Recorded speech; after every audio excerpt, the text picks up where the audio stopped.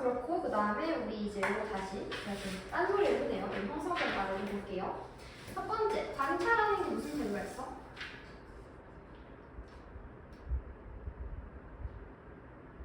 뭘 썼어요? 수영 뭐 썼어? 관조적 태도. 맞았어? 2번, 자기를 비우는 거야. 냉소 아니에요? 냉소는 그냥 비우는 건데 2번은 자기 비우는 자조적 태도. 자조적 태도. 3번, 세속을 벗어나서 활달한 식견과 인생관에 이른 태도. 뭐라 썼어요? 달관, 그렇지, 달관. 그 다음에 시선 전개 방식 유형 7가지 쓰는 거 여러분들 저기 우리 교재를 펼쳐볼까요? 교재에서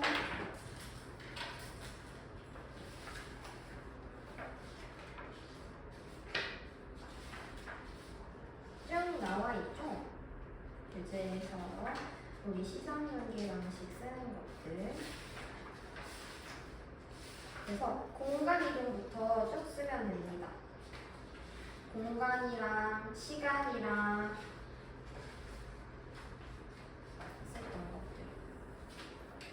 그래서 여러분 지금 뭐 어떤 걸 썼는지 모르겠는데요. 우선은 시간 전개 방식이랑 그다음에 공간이랑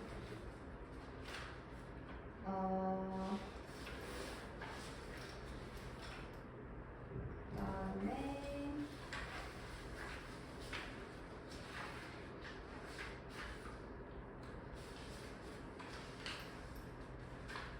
대립적 전개 방식이랑 개념 16의 대립적 전개 방식이랑 개념 17의 수미상관이랑 개념 18의 성경정이랑 개념 19의 점층적 전개 방식 그리고 개념 20의 기승전결 전개 방식 그리고 개념 21의 어조 변화에 따른 시선 전개 방식까지 썼으면 됩니다. 이렇게 해서 총 7가지예요. 그래서 지금 개념 시간적이니까 개념 14부터 개념 20까지 있는 거 그거 그대로 쓰면 돼요. 이해되나요? 시간적 전개 방식, 공간적 전개 방식, 대립적 전개 방식, 수미상관 전개 방식, 그 다음에 삼경오정 전개 방식, 점층적 전개 방식, 기승전결 전개 방식, 어조 변화에 따른 전개 방식까지 보면 됩니다.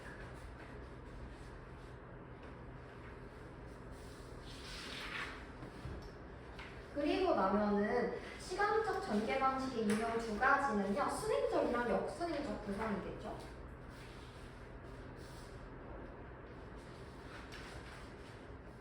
그리고 공간적 전개 방식의 종류도 2가지가 있는데 하자가 직접 이동하는 거랑 시선의 이동 이렇게 2가지가 있겠죠. 혹시 못 썼나요? 아무도? 뭐 하나라도 적었으면 좋겠는데 하자가 직접 이동하는 경우, 시선이 이동하는 경우 이걸 썼으면 좋겠습니다. 그 다음에 7번째, 먼 곳을 보다가 가까운 거 보는 것은 무엇으로?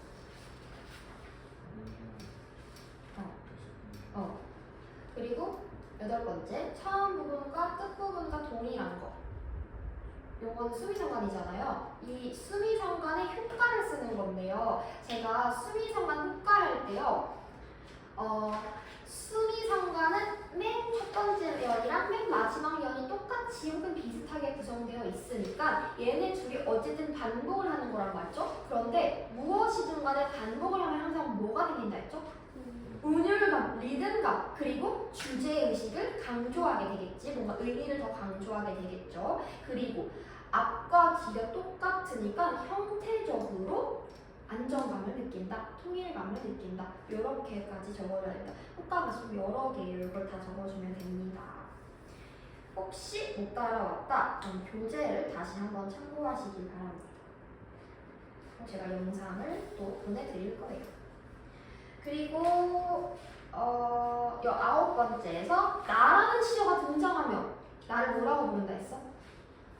그냥 하자라고 하면 틀려요. 시적하자라고 하면 틀려. 그냥 시적하자는 아니야. 나가 다 드러났어. 표면에 드러난 하자까지 적어주세요. 구체적으로 쓰라 했으니까 표면에 드러난 화자라고 했죠. 그리고 10번 시상을 제시하고 시상을 심화하다가 시상이 구조되어 절정에 이르다가 마무리되는 거. 그렇지, 이승전결. 그리고 11번 요거는 제가 따로 판서를 했었습니다. 어조는 무엇을 통해서 알 수 있다 했죠? 종결 어미. 그리고 종결 어미를 통해서 어조, 가운데는 어조예요. 어조를 통해서 또 뭘 알 수 있다 했지? 태도. 그렇지, 태도. 이거를 지금 처음 배운 거잖아요. 아마 많이 틀렸을 텐데 내가 반 정도 맞았다면 잘하신 거예요. 반 정도만 맞았으면 잘하신 겁니다. 됐나요? 그리고 우리 문제 푸는 것들 있었는데 이거 답 맞춰야 되죠? 어딜까요? 우리 문제 풀어야 됐던 것들이.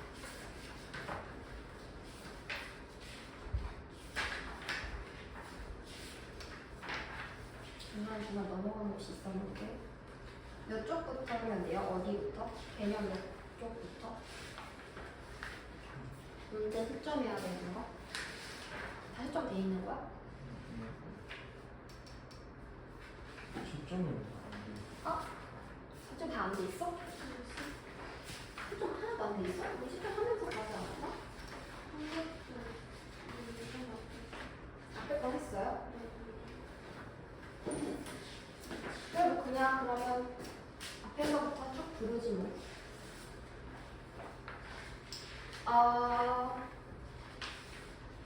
맨 앞에서부터 그럼 문제 푸는 부분 하면 되는 거죠? 1번에 2번이고요. 2번에 x, x, o, x.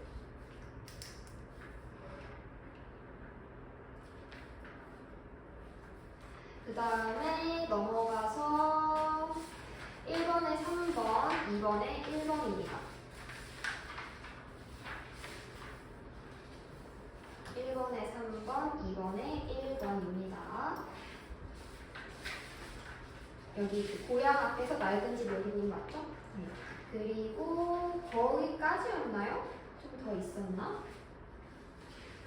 OX는 우리가 했죠? 그리고 X랑 O, X로. 그리고 1번에 555고요.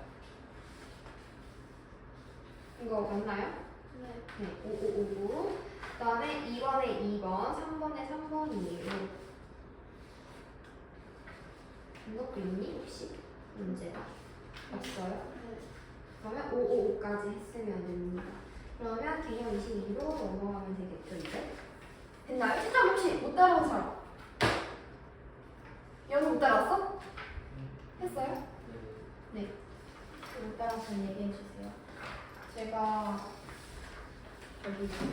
이거 수업을 항상 초반 부분이 졸리다고 하더라고. 그래서 나는 내가 졸리게 수업을 한 적이 없는 것 같은데 왜 졸릴까 생각을 해봤더니 우리가 아직 안 친해져서 그런 것 같아. 나중에 친해지면 더 재밌을 것 같아. 좀 마음을 편안하게 먹고 해주세요. 개념 22 볼게요. 여기 형상화 그리고 이미지 그리고 신상인데요. 지금부터 형상화가 무엇인지에 대해서 설명을 좀 드리겠습니다. 형상화는 말 그대로 우리가 화라고 끝나는 거는 뭔가 변화한다는 뜻이거든. 화로 끝나는 것들은 저번에 말했던 도화 행화할 때 그 화는 꽃하고 여기서 말하는 이 화는 변화하다 할 때 그 화예요. 그러니까 뭔가가 형상으로 바뀌었다는 거야. 아니었던 게 형상이 없던 것이 형상이 있는 것으로 바뀌었다는 뜻이에요. 그래서 뭐냐면요, 추상적인 것들, 추상적인 관념, 개념들이 구체적인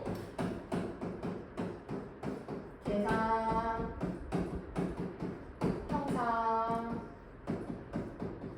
형상으로 바뀌었다는 거야. 그래서 이걸 우리는 형상화라고도 부르지만 내신에서 선지로 구체화하였다라고 보기도 해요. 왜냐면 구체적인 것으로 바꾸었으니까. 어떻게 추상적인 구체적으로 바꾼다는 거지? 싶을 수 있는데 이런 거예요. 사랑이나 우정은 눈에 안 보이죠. 사랑은 눈에 안 보이지만 예를 들어서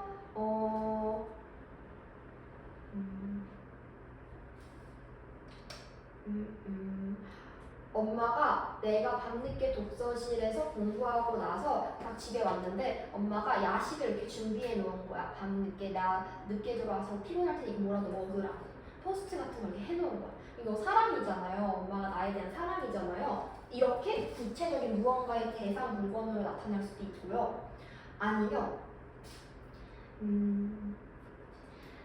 배려라는 것도 추상적이라는 거지. 배려라는 게 눈에 안 보이잖아. 잡히지도 않아요. 그런데 눈으로 보일 수 있는 배려는 예를 들어서 지하철을 탔는데 임산부석에서 뭐 누가 이제 임산부가 탁 탔는데 이렇게 임산부 그냥 앉으셔야 됩니다. 이렇게 알려줬어요. 그래서 임산부 감사해요 이렇게 앉았어요. 이런 모습들은 눈으로 볼 수 있잖아요. 꼭 물건이 아니라도 눈으로 볼 수 있는 모습이나 형상일 경우에도 이걸 형상화라고 해요.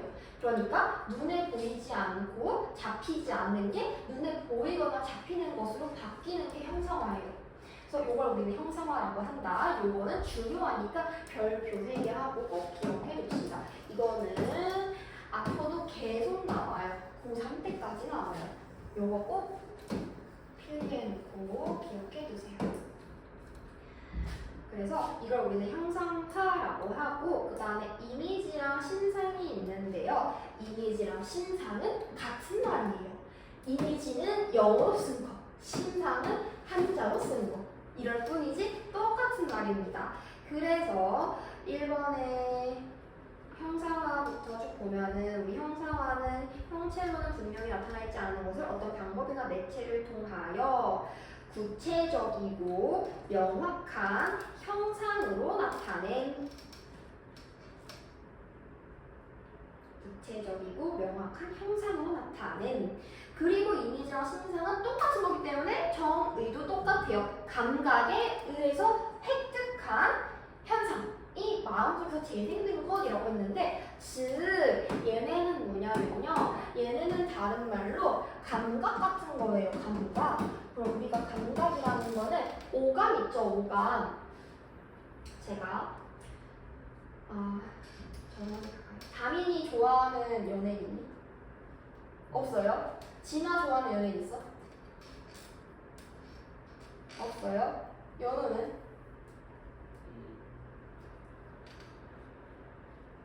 없어?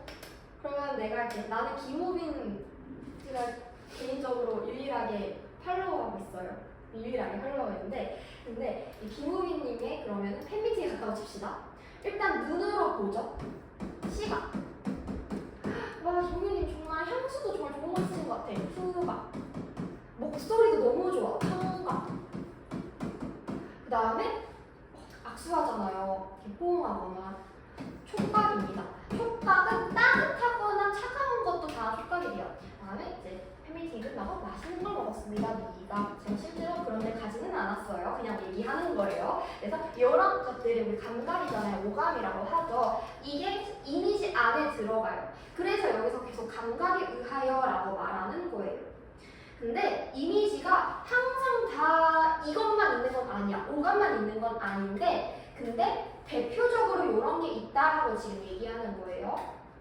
이어서 뒤에는 또 볼 거예요. 그래서 우선은 이미지랑 신상은 똑같은 거고 우리 기출속 보면요. 주제를 형상화한다. 비유하여 형상화했군. 생각적으로 형상화한다. 정서를 형상화한다. 이미지를 형상화한다. 형상화 나오죠? 형상화라는 것은 다시 뭐다? 구체적인 것으로 만들어주는 거다. 그러니까 뭔가 좀 무슨 말인지 잘 모르겠었는데 그걸 구체적으로 정확하게 표현한 걸 말합니다. 그래서 넘어가서 심화박스부터 한번 다시 또 볼게요.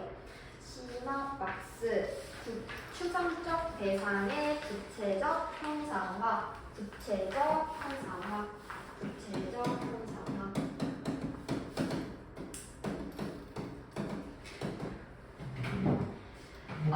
시인이 전달하고자 하는 추상적이고 관념적인 정서나 대상을 구체적인 감각으로 표현하는 것. 추상적인 거, 이거 다 나와 있는 거네. 아까 했던 거. 추상적이거나 관념적인 것을 구체적인 감각으로 표현하는 것. 감각으로 표현하는 것을 형상화라고 한대요. 자, 그래서 밑에 보더니 수천이라는 게 나와 있어요. 상기탈에 드카가 하라고 하면서 좀 나와 있는데 맨 밑에 볼까? 서러운 생각이 옷소매에 스쳤대. 서러운 생각이 눈에 보이지 않지? 생각이 서러울 수는 있지만 눈에 보이지는 않는단 말이야. 근데 이게 옷소매에 스쳤대. 이거 뭐예요? 여기 오감줄이 뭐야? 촉각, 그치? 촉각이지? 촉각적 감각. 그래서 이렇게 감각을 이미지를 사용해서 형상을 할 수 있다는 거죠. 23부터 보겠습니다. 감각적 이미지. 이미지가 항상 다 감각적 이미지만 있는 건 아니지만 대표적으로 감각적 이미지가 있어요. 이 안에. 감각적 이미지는요, 아까 말했던 오감 말하는 거고요. 제가 아까 말한 팬미팅 할 때 보이는 그런 것들입니다. 자, 밑에 볼게요. 감각적 이미지는 무엇을 하나? 마음속의 감각을 재생시키고 이 상황을 생생하게 느끼게 해주는 것도 감각적 이미지 덕분이에요. 운동감을 드러낸다는 건데 이건 뭐냐면 운동감이 있다가 좀 동적 이미지라고 해서 막 올라간다, 내려간다, 출렁거린다 뭐 이런 것들 있잖아요. 이런 것들도 감각이고요. 대상의 인상을 구체화한다 뭐 이런 등등등이 있습니다. 넘어가서 우리 기출석 잠깐 볼게요. 얘들아, 거기 흑백의 대비를 통해 회화적 이미지라고 나와 있거든? 그거 그림 말하는 거야. 그림이라고 적어줄래? 회화적 이미지. 이 회화적 이미지라는 거는 여기 밑에서 잘은 안 나올 거야. 뭔 말이냐면 그림을 그린 것처럼 눈에 잘 들어오게 표현했다라는 뜻이에요. 감각적으로. 내가 마치 이게 상상이 돼. 영화처럼, 그림처럼 이 시를 읽고 상상이 되는 거야. 이걸 회화적 이미지라고 말을 해요. 그러니까 여기 흑백의 대비라고 했으니까 뭔가 흑백이 잘 드러나도 표현을 했겠지. 이 시에서 무슨 시인지 모르지만. 그리고 동적인 이미지 있잖아요. 그 옆에 역이라고 씁시다. 역동적 이미지 말하는 거예요. 역동적 이미지는 알죠? 막 움직임이 강한 거. 조용하지 않고 잠잠하지 않고 물결이 막 센 거. 역동적인 이미지. 그리고 생성의 이미지는 생겨나는 거, 소멸 이미지, 이제 없어지는 거. 그다음에 대립적 이미지는 이미지가 어둠과 밝음처럼 이렇게 둘이 확 상반된 것을 말합니다. 대립적 이미지. 색채 이미지도 색깔이 여러 가지, 다양한 색깔을 가지고 있는 걸 색채 이미지라고 해요. 그러면 첫 번째로 보겠습니다. 시각적 이미지. 시각적 이미지는요, 대표적으로 색깔 동그라미 할까요? 색깔 많이 나오고 색깔뿐만 아니라 동그라미, 명암 동그라미, 밝고 어두운 거, 모양이랑 움직임도 있는데 대표적으로 색깔이랑 어두운 밝음이 제일 많이 나오긴 해. 그래서 밑에를 봅시다. 조그만 사랑 노래 황동규 시 되게 많이 나오거든요. 앞으로 여러분들 이름 많이 들을 거니까 이런 사람 있지? 기억해주세요. 아무튼 다시 볼게요. 찬찬히 깨어진 그림들이 보인다. 눈 뜨고 떨면 한없이 떠다니는 몇 송이의 눈. 그냥 눈이 아니래. 떠다닌대요. 떠다닌대. 뭔가 시각적이잖아. 얘네가 움직이는 게 느껴져. 떨면서 한없이 떠다니는 동적으로 느껴지죠. 그리고 찬찬히 깨어진 것도 눈으로 봐야만 볼 수 있는 것들이죠. 이런 것들이 시각적 이미지입니다. 그러면 심화학습 볼게요. 밑에 색채 대비. 색채 대비는 주로 요런 거예요. 색깔이 확 달라지는 거 있잖아. 괜히 애매하게 저기 올리브영 같은 데 가가지고 오렌지 빨강이랑 핑크 빨강이랑 레드 빨강이랑 뭐가 다른 것 같아 하는 이런 거 말고, 이런 거는 진짜 구분하기 어렵잖아요. 저도 사실 잘 구분이 못해요. 근데 이런 거 말고 이런 거야. 너네 도깨비 봤어? 봤어요? 도깨비 봤어? 안 봤어? 봤어? 영화 봤어? 안 봤어? 근데 도깨비가 정말 최애 드라마란 말이에요. 근데 도깨비 보면요, 이제 좀 오래됐으니까 스포가 아니겠죠? 거의 10년이 지났으니.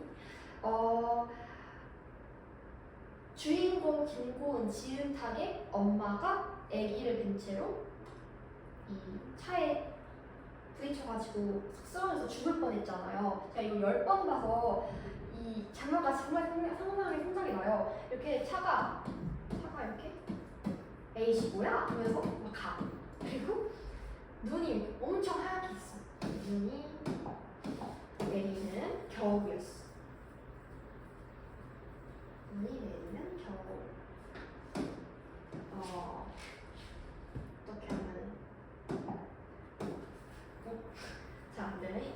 자, 그 눈이라고 생각하면 눈입니다, 여러분. 눈이 내리고요. 그 다음에 이 상황에서 이제 지은탁의 엄마가 쓰러졌어요. 차에 치여서. 아기를 이렇게 안고. 아기가 뱃속에 있어요. 팔이 4개는? 미안. 그래서 이렇게 쓰러졌습니다. 잘 살려주세요. 이러면서. 이때 정말 깜짝 놀랄 여기 막 피 같은 게 있잖아. 피가 이렇게 묻어있어. 피가. 이게 바로 색채대비예요. 흰 눈에서 빨간 피는 훨씬 더 잘 보이고 이 상황이 더 비극적으로 느껴진단 말이죠.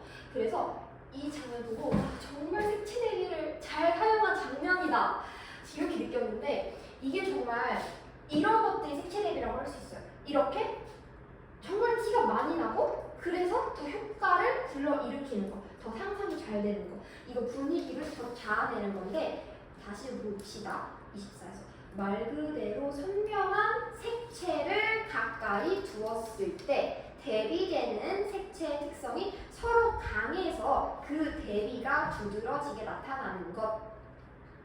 그래서 색채가 서로 대비될 때 이렇게 하얀색에 빨간색은 너무 잘 보이잖아요. 검정색 하얀도 잘 보이고. 근데 막 애매하게 비슷한 갈색, 검정색 이런 게 아니라는 거죠. 혹시 영어 안 봤다 했지? 한번 보십시오. 정말 재밌습니다. 정말. 저희 10번 봤어요. 정말 제가 대부분 쓸 수 있을 것 같아요. 아무튼 그래서 밑에 한번 보겠습니다. 성탄제 보면요. 눈 속에 따오신 산수유 붉은 알알이 내 혈액 속에 녹아드는 까닭은 얘들아. 눈은 하얀색이잖아. 근데 알알, 산수유 나무의 열매가요. 붉은색이래. 그러면 봐봐. 하얀색에 붉은색 알알이래. 어때? 색채 대비가 되죠. 이 둘이 완전 차이가 많이 나니까 이런 것들이 분위기를 자아내는 겁니다. 그 다음에 심화박스 또 봅시다. 25, 개념 25. 색채어. 색채어랑 색채 이미지. 색채어, 색채 이미지. 이거는요, 그냥 우리가 아까 시각적 이미지 배웠잖아요. 사실 색채 이미지는 시각적 이미지라고 부르기도 하고 색채 이미지라고 부르기도 하고 그냥 색깔이 나타난 것을 이야기를 해요. 그래서 뭐 보면은 여기도 빨간, 푸른, 흰 이런 색채어들을 말하는 건데 뭐 꼭 근데 그게 아니더라도 바다 위 갈매기 하면 당연히 파란 바다일 것 같고 흰 갈매기일 것 같잖아요. 이런 경우에도 색채어를 완전 막 색깔이 딱 두드러지게 나타나지 않아도 색채 이미지가 쓰였다라고 볼 수 있다는 겁니다. 기출 속에서도 이렇게 나와 있고요. 두 번째 거 이제 볼게요. 청각적 이미지. 이거는 다들 아시죠? 소리 나타나는 건데요. 선택이 안 하는 애들 있어요. 밑줄 친구분 연호가 읽어볼까? 부분은 시끌적하게 지저분한 개들이 짖는 소리, 말소리 이거를 무슨 이미지로 제시했어요? 연호 무슨 이미지야? 그렇지. 청각적 이미지. 청각적 이미지로 제시되고 있고요. 그 다음에 세 번째. 요거는 냄새예요, 냄새. 후각적 이미지죠? 요거 진화가 읽어봅시다. 밑줄 진 것만. 사양에서. 꽃냄새 나는 거 같지? 요게 후각이죠. 오른쪽에 이미지 못 쓰면 돼요. 청각적? 아니, 후각적. 그 다음에 네 번째. 네 번째는 촉감이죠. 피부로 느끼는 거. 촉각적 이미지. 요거 다민이가 봅시다. 가을 집짓기. 밑줄. 친구분만? 따뜻한. 제가 아까 말했잖아요. 따뜻한 거, 차가운 거 이런 게 보통 촉각적 이미지로 많이 쓰인다고. 그래서 우리 오른쪽에 촉각적 이미지 쓰고요. 이게 따뜻함이라는 게 과거의 상처가 치유되는 것과 이제 연관이 되어 있다고 합니다. 다섯 번째는 혀로 맛을 나타내는 거 미각적 이미지겠죠. 미각적 이미지. 요거 감 허용자 감 보니까 떨다, 비리다 이런 말 쓰였어요. 근데 네. 그래서 지금 보면은 이게 미각적 이미지도 사용되긴 했는데요. 시각적 이미지도 사용됐어요. 왜냐하면 떨고 비리던 내 피도 저 붉은 단감 익을 수밖에는 하고 붉은 단감이라고 나와있어. 붉은은 색이잖아요. 색은 무슨 이미지? 시각적 이미지, 그치? 그러니까 이게 이미지가 한 개가 아니라 여러 개를 쓸 수도 있다는 것이죠. 그 다음에 여섯 번째. 요거는요, 복합적 이미지인데요. 연호가 고향 앞에서의 밑줄 읽어봅시다.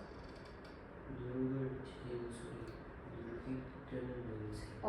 이거 무슨 이미지 써있어? 청각적. 그렇지. 청각적이랑 후각적 두 개 쓰였어요. 근데 간혹가다 이거를 이제 7번에서 하게 될 이미지와 착각하곤 하는데 이건 그냥 나열 동그라미 나란히 나열이 없나요? 나란히라고 좀 줍시다. 나란히에다가 동그라미 해주세요. 얘네는 그냥 나열한 거야. 나란히만 둔 거예요. 그래서 우리 복합적 이미지랑 뒤에 나오는 공감각적 이미지랑 구분하면 좋습니다. 헷갈릴 수 있거든요. 처음에는 요거는 그냥 두 개 이상의 이미지 나열이라고 생각하면 되고요. 요거는 전이에요. 전이. 요게 포인트인데 요거는 뒤에 가서 다시 봅시다. 자, 일곱 번째가 바로 공감각적 이미지예요.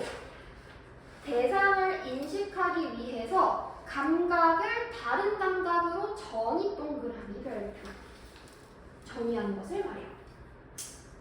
어떠한 감각이 있는데 한 감각이 있어. 예를 들어서 시각이라고 하십시다. 근데 이거를 다른 감각으로 전이하는 것을 말합니다.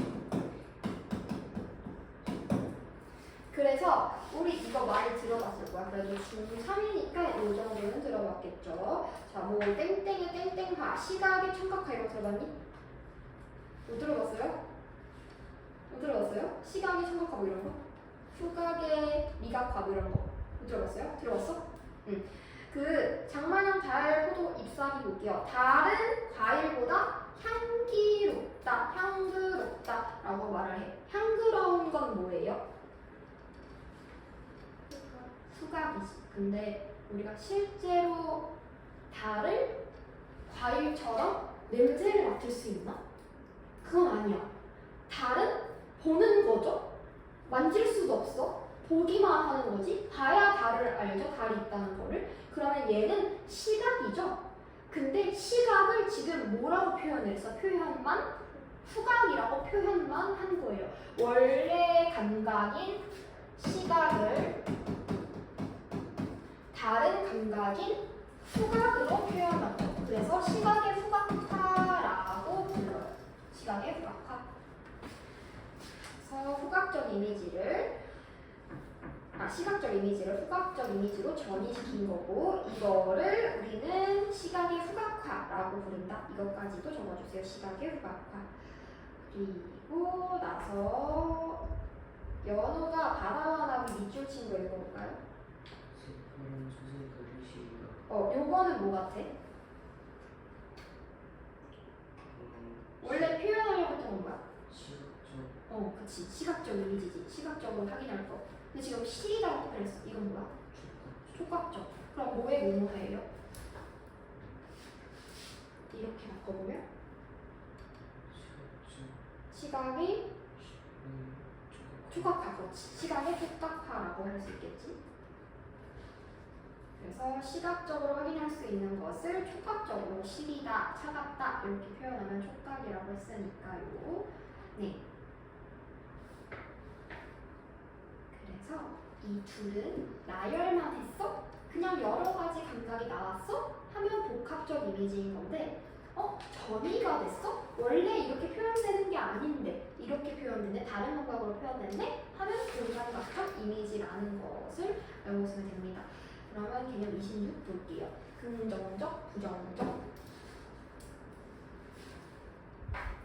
긍정적, 부정적. 먼저 첫 번째는 긍정적 이미지입니다.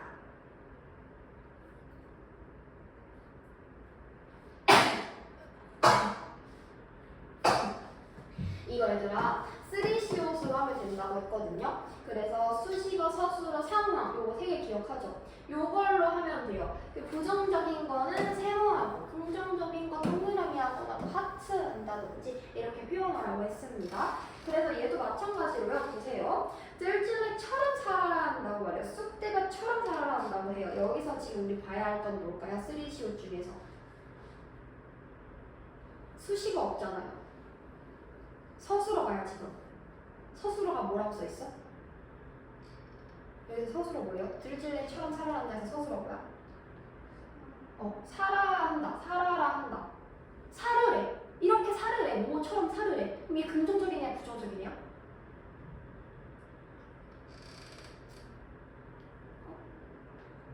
긍정적이지? 그치 긍정적인 거지? 우리가 여기 너는 악마처럼 살아야 한다 이렇게 말하지 않잖아.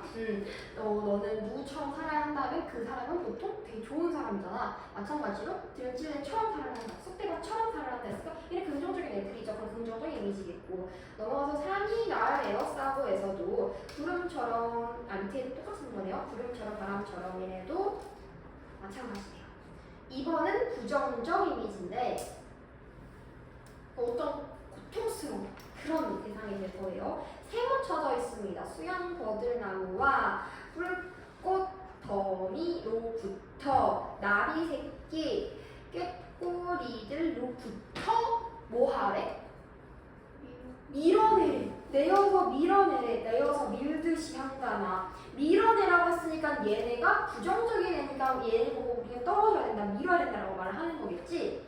그래서 부정적인 애들인 거예요. 또 밑에 이별이 있어야 하는 변우의 노래 있는데 요거 한번 해보세요.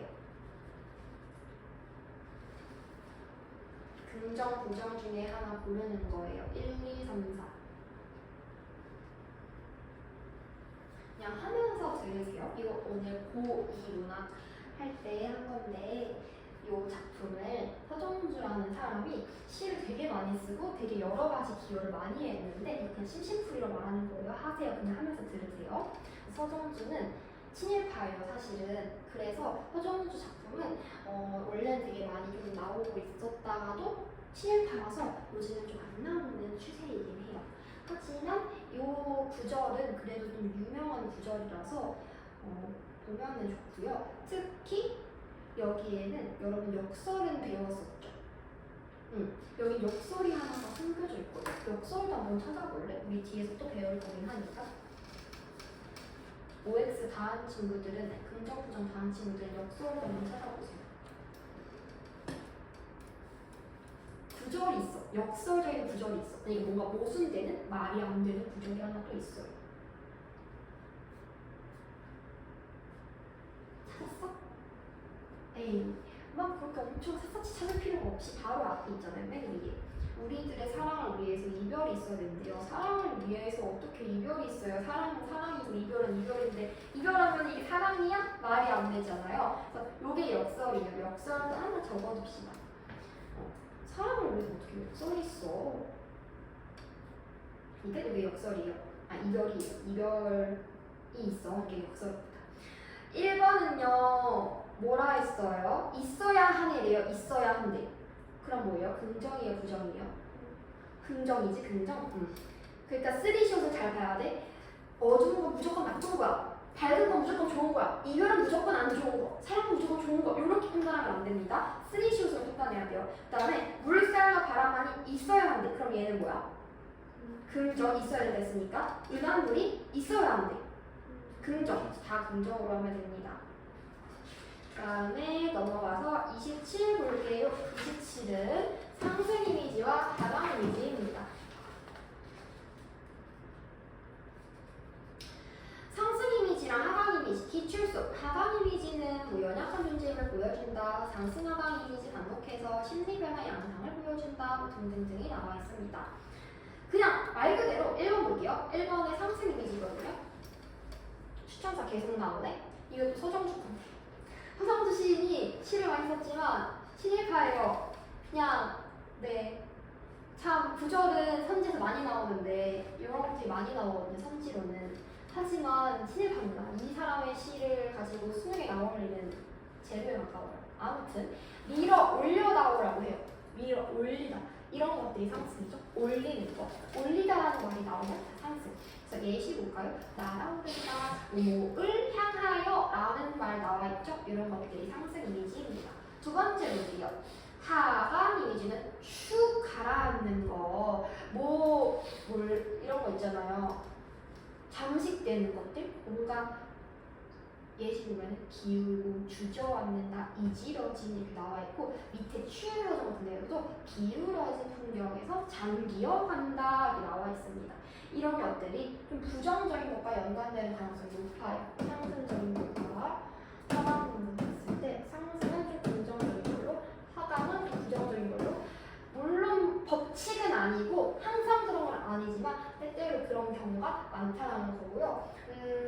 특히 하강 이미지, 상승 이미지 많이 나오는 게 절정, 이육사 절정이라고 있는데 이렇게 높은 고원에, 칼멸지 고원에 서가지고 나는 이제 더 이상 갈 곳이 없어, 어디로 가야 되지? 하고 있는 시예요. 여기서 상승 이미지 되게 많이 나오고요. 근데 이럴 때는 또 긍정이 아니에요. 얘가 더 이상 갈 곳이 없어지잖아. 갈 곳이 점점 갈수록 없어지니까 이럴 때 긍정 이미지가 아니라 점점 더 이 사람의 현실이 점점 더 자기를 억압하는 그런 것으로 해석을 해야 되긴 해요. 그래서 항상 법칙이 그런 건 아니지만 여기 써 있는 것처럼 때때로 그런 경우가 많다. 이 정도로만 알고 있으면 되고요. 그 다음에 그래서 상춘곡 같은 경우에도 보면은 석양과 새우는 가는 비예요. 이거 하나 알아두세요. 새우는 가는 비입니다. 그래서 가랑비라고 하죠. 가는 가랑비, 가는 가랑, 샘이라고 할 때 새예요. 또는 비구자.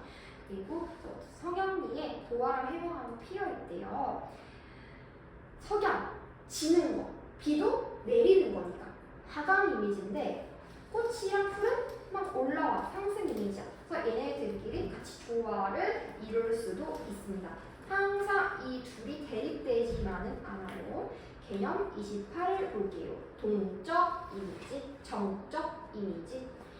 요게 아까 말했던 역동적이라는 거예요. 그래서 앞에 요거 하나 적어둡시다. 동적 이미지, 정적 이미지 이렇게 두 개인데 정적은 정지된 거 생각하면 돼. 정지된 거. 그래서 우리 1번부터 봅시다. 동적 이미지는 힘차고 생동감이 느껴지고 격렬하기까지 한다. 철철철 흐르듯 내려오고 둥둥 산을 넘어 이렇게 얘기하잖아요. 그래서 오른쪽 보세요. 철철철이라고 하니까 진짜 생명력이 철철철 흐르는 것처럼 느껴지는데 이런 게 동적 이미지입니다.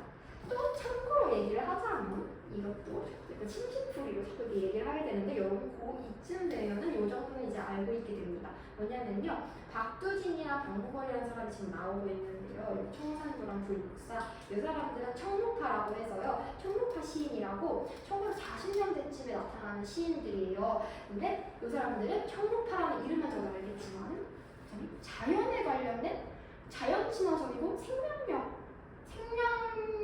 회복하자 이런 내용의 시들을 많이 만듭니다. 이거는 그냥 얘기하는 건 아니고 되게 잘 나오는 거라서 제가 고2 수업할 때 하는 건데 일단 신 딱 나왔으니까 여러분들한테도 좀 언급을 하고 넘어갑니다. 이 사람들은 자주 볼 사람들이에요. 박두진, 박무걸, 청록파, 어떤 자연적인 것들, 생명력이 강한 그런 내용들을 얘기하고 있습니다. 위에서 아래에서 청산도랑 불국사에서도 그래서 보면은 산화, 소리 하면서 무슨 자연적인 내용들이 담겨져 있죠? 이건 그냥 참고 삼아 알아두시면은 여러분의 국어에서 유익합니다.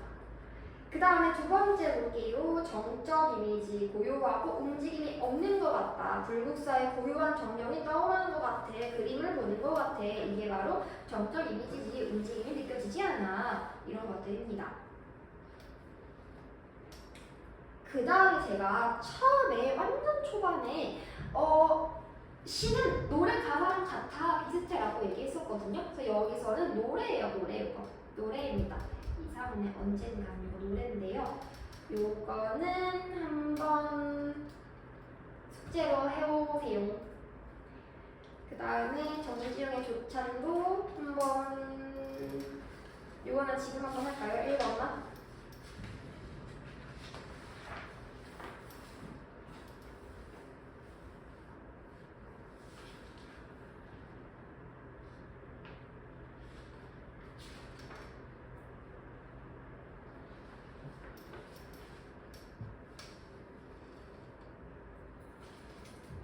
했어요?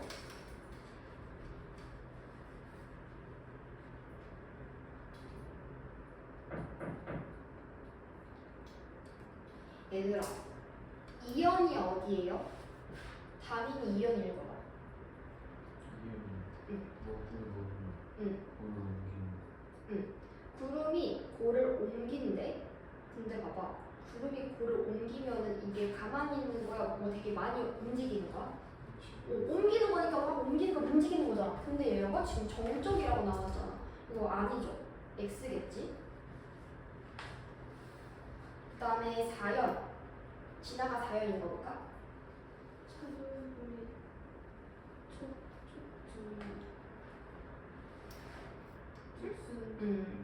차돌불이 촉촉 죽순이 돋듯이라고 얘기를 하고 있어요. 그래서 죽순은 이제 대나무 순이잖아요. 근데 얘가 이렇게 올라가서 돕는 거를 얘기하는 거니까 동적인 이미지죠. 또 움직임이 있으니까. 그리고 비유적 표현을 활용해요 라고 했는데 이거는 뭐뭐 같이, 뭐뭐처럼, 뭐뭐 듯이라고 하는 직유법이 사용된 거예요. 뭐뭐 듯이라고 나와 있잖아요. 지금 돋듯 이 듯이 직유법이에요. 이것도 하나 알아두세요. 듯 동그라미 직유법.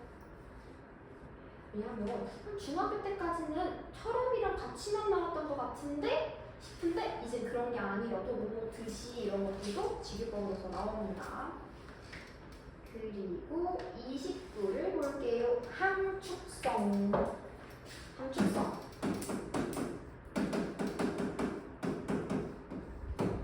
함축성은요. 쉽게 말하면 예를 들어 너는 요약을 한번 해본 적 있지? 요약 노트 쓰는 거. 교과서 막 공부하면은 공부 열심히 하지 하고 요만한 이제 교과서 같은 거 있잖아요. 요런 거 짧게 요약하잖아요. 그럼 그 요약문에 되게 많은 교과서 내용이 담겨 있도록 만들어주는 거잖아. 마찬가지야. 함축도요. 하나에다가 요 표현 하나에다가 굉장히 많은 의미를 넣는 거예요. 그래서 요약하다랑 비슷하게 생각하면 돼. 함축하다라는 말 자체가. 그래서 우리 이 보면 다시 함축성은 말이나 글에 많은 뜻을 가지고 있는 거다라고 하면 되는데 쉽게 말해서 시에서 예를 들어서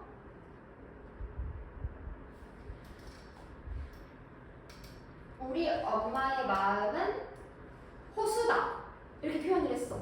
그러면은 호수가 넓다는 의미도 있지만 깨끗하다라는 의미도 있고 하니까 그럼 우리 엄마의 마음은 되게 넓고 깨끗하고 순수하고 투명하고 나를 잘 포용해주고 이런 여러 가지의 뜻을 전부 다 호수다라는 말 한마디에 넣은 거네? 이게 함축성이에요. 이해되죠? 그래서 다시 기출에서 보면은 화자의 은거는 숨어있는 거예요. 은거가 자발적으로 이루어졌음을 알려준다. 답답한 심정이 수용되어 있다. 뭐 절감하는 소재다. 그리고 속바람다. 대강 함께 지냈다고 나와 있는데 뭔 말하는 거냐면 이렇게 많은 뜻이 이렇게 작은 시어 하나에 들어갈 수 있어를 지금 기출에서 보여주고 있는 거예요. 그래서 기출이 되게 조그맣잖아요. 눈, 수감, 모호, 만산, 나월, 봄빛, 부용, 당반 이렇게 작잖아요. 근데 이게 많은 큰 뜻을 담고 있습니다. 그래서 그런 것들이 있고요. 그 다음에 시납박스로 갈 건데요. 별표를 100개 해주세요.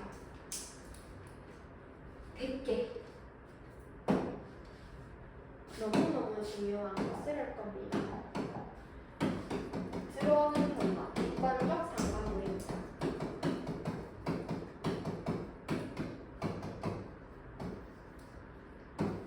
이거는 뭐냐면 쉽게 생각하면 요거예요. 여기 혹시 남자친구가 여자친구 있는 사람?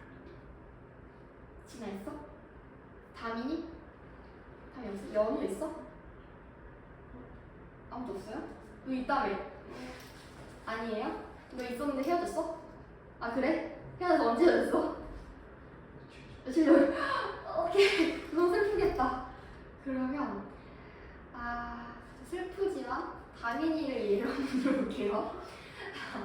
다민이가 실제로 그랬는지 안 그랬는지는 모르겠지만요. 이제 학교에 3층 복도에 걸어가고 있었습니다. 여자친구가 같은 학교겠지. 그래서 걸어가고 있었습니다. 근데 사귈 땐 그랬어요. 3층 복도 끝자락에서 많이 놀았어. 예를 들어서 그렇다는 거예요. 이렇게 학교에서 랄라 랄라 학교 여기 3층 또 다민이 여자친구 이렇게 같이 놀았습니다. 근데 헤어졌어. 여기서 우리가 막 놀았는데 헤어졌어.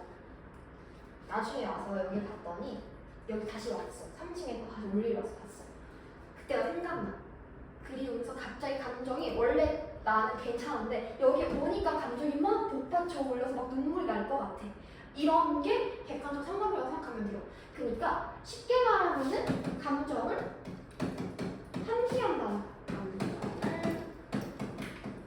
환기한다는 건데요. 근데 이제 어떻게 감정을 환기하느냐는 조금씩 달라요. 그래서 요거는 1번부터 다시 보겠습니다. 첫 번째 경우는 하자와 객관적 상관물의 감정이 일치하는 경우. 괄호에다가 적을게요.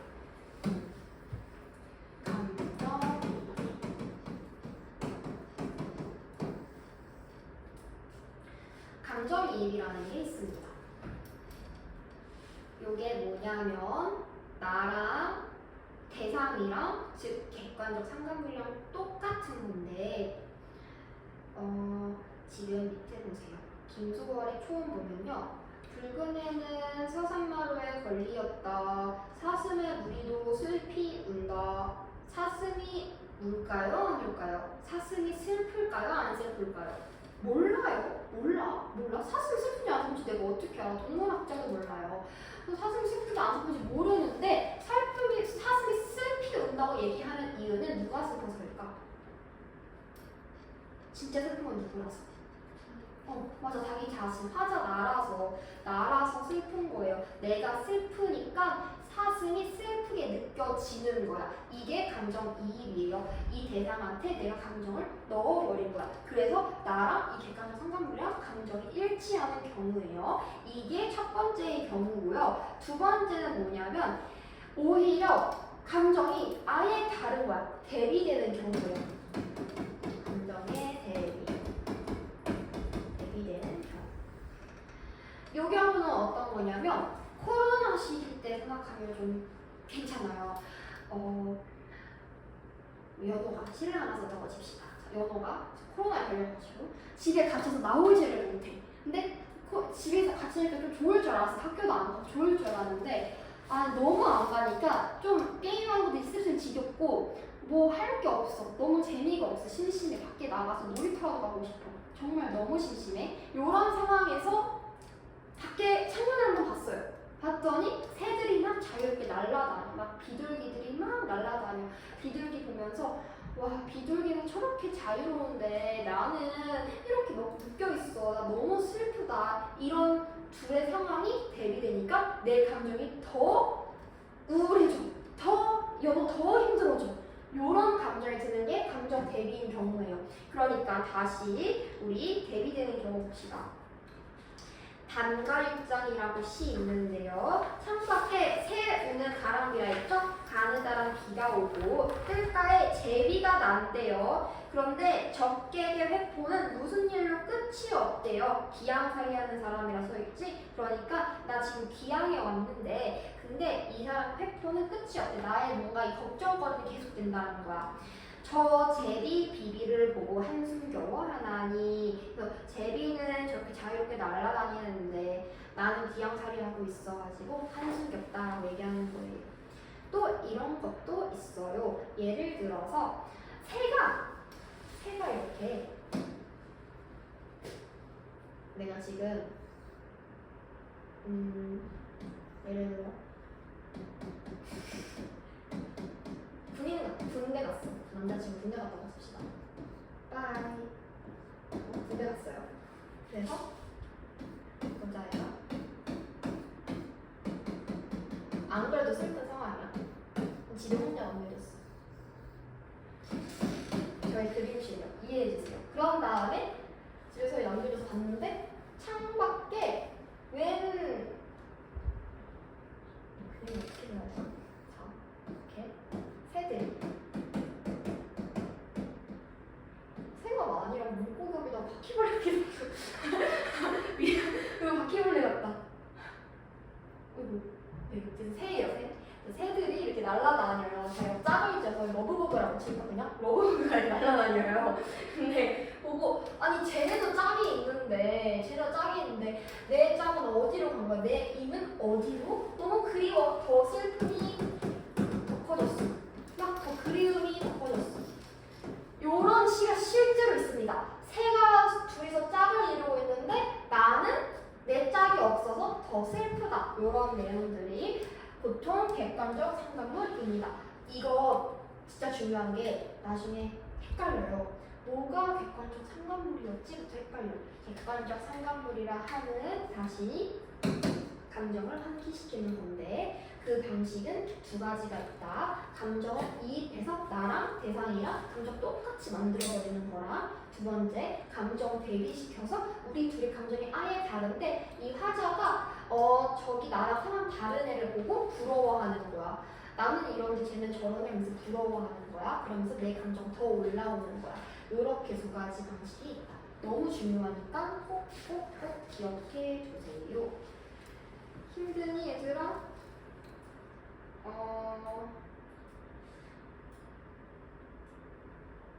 할 게 많은데 한 5분만 쉴까요 그러면? 네, 조금만 씁시다.